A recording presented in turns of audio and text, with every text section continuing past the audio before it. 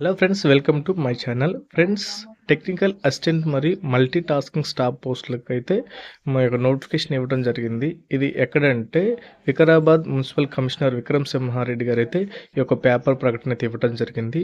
దీనికి అర్హులైన అభ్యర్థులు అయితే దరఖాస్తు చేసుకోవాలని ఈ కమిషనర్ గారు అయితే కోరడం జరిగింది. సో ఫ్రెండ్స్, ఇదైతే మన తెలంగాణ పేపర్లో అయితే ఈ యొక్క జాబ్ నోటిఫికేషన్ అయితే ఇవ్వడం జరిగింది. సో ఈ యొక్క నోటిఫికేషన్ గురించి క్లియర్గా చూసుకున్నట్లయితే వికారాబాద్ జిల్లా చీఫ్ ప్లానింగ్ కార్యాలయం జిల్లాలోని 20 మండలాలు 4 పురపాలక సంఘాలలో నియమించనున్న టెక్నికల్ అసిస్టెంట్ మరియు మల్టీ స్టాఫ్ పోస్టులకైతే దరఖాస్తులు చేసుకోవాలని వికారాబాద్ జిల్లా మున్సిపల్ కమిషనర్ విక్రమ్ సింహారెడ్డి గారు అయితే తెలపడం జరిగింది. ఈ యొక్క వేకెన్సీస్ దేని కొరకనంటే ఈ యొక్క ఉద్యోగాలు అయితే జనాభా లెక్కలు మరియు 2022-27లో నిర్వహించే కార్యక్రమాలని సమర్థవంతంగా అమలు చేయటకైతే ఈ యొక్క నియామకాలు చేపడుతున్నట్లయితే ఆయన అయితే తెలిపారు. సో ఈ నియామకాలు అయితే పూర్తిగా పొరుగు సేవల పద్ధతిలో సిబ్బందిని అయితే తాత్కాలికంగా అయితే నియమించుకున్నట్లయితే ఆయన అయితే తెలిపారు. ఈ యొక్క పొరుగు సేవలు అంటే అవుట్ సోర్సింగ్ బేస్లో అయితే ఈ యొక్క ఉద్యోగాలు అయితే నియమించుకుంటున్నట్లు ఆయన తెలిపారు. ఫ్రెండ్స్, ఈ యొక్క మొత్తం ఖాళీలు ఒకసారి మనం చూసినట్లయితే జిల్లా వ్యాప్తంగా మొత్తం 26 టెక్నికల్ అసిస్టెంట్ పోస్టులు అయితే ఖాళీలు ఉన్నాయని చెప్పడం జరిగింది. అదేవిధంగా 20 మండలాలకు ఒక్కొక్కటి మరియు 4 పురపాలక సంఘాలకు ఒక్కొక్కటి మరియు చీఫ్ ప్లానింగ్ కార్యాలయానికి 2 టెక్నికల్ పోస్టులు మరియు ఒక మల్టీ టాస్కింగ్ స్టాఫ్ పోస్ట్ భర్తీ చేయనట్లు వీరైతే తెలిపారు. ఇక్కడ మనమైతే శాలరీ డీటెయిల్స్ అయితే చూద్దాము. టెక్నికల్ అసిస్టెంట్కి అయితే నెలకు 25,000 మరియు మల్టీ టాస్కింగ్ స్టాఫ్కి అయితే నెలకు 18,000 లిడేటెడ్ వేతనం చెల్లించినట్లయితే వీరైతే పేర్కొన్నారు. అయితే టెక్నికల్ అసిస్టెంట్ మరియు మల్టీ టాస్కింగ్ స్టాఫ్కు మనం ఈ యొక్క ఎడ్యుకేషనల్ క్వాలిఫికేషన్ చూసినట్లయితే కంప్యూటర్ సైన్స్ లేదా ఎలక్ట్రానిక్స్లో డిగ్రీ అయితే చేసి ఉండాలి. అంతేకాక నిమిషానికి 25 నుండి 30 పదాల టైపింగ్ వేగం అయితే వచ్చి ఉండాలి. ఈ యొక్క టైపింగ్ స్పీడ్ అయితే ఉండాలని అయితే తెలిపారు. అదేవిధంగా ఎంఎస్ ఆఫీస్లో డేటా ఎంట్రీ అనుభవం ఉండాలి.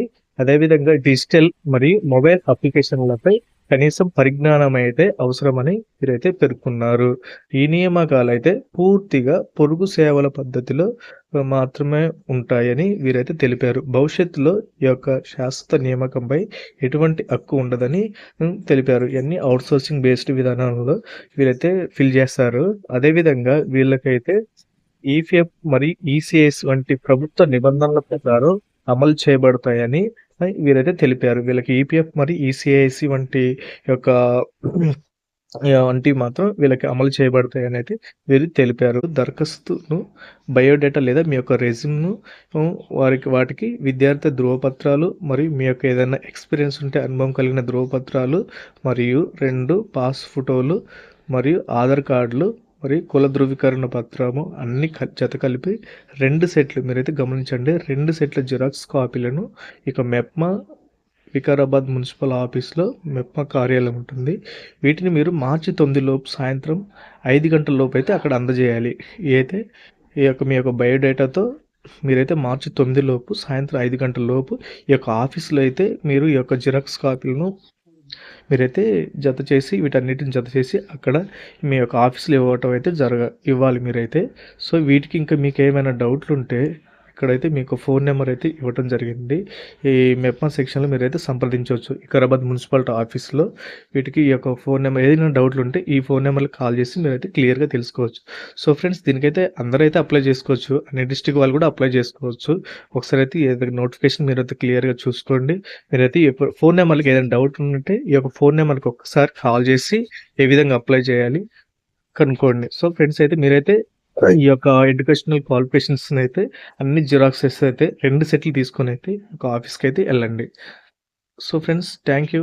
ఇప్పటివరకు నా ఛానల్ మీరు సబ్స్క్రైబ్ చేసుకోకపోతే ప్లీజ్ సబ్స్క్రైబ్ అయితే చేసుకోండి మరియు మీ ఫ్రెండ్స్కి అయితే షేర్ చేయండి. Thank you.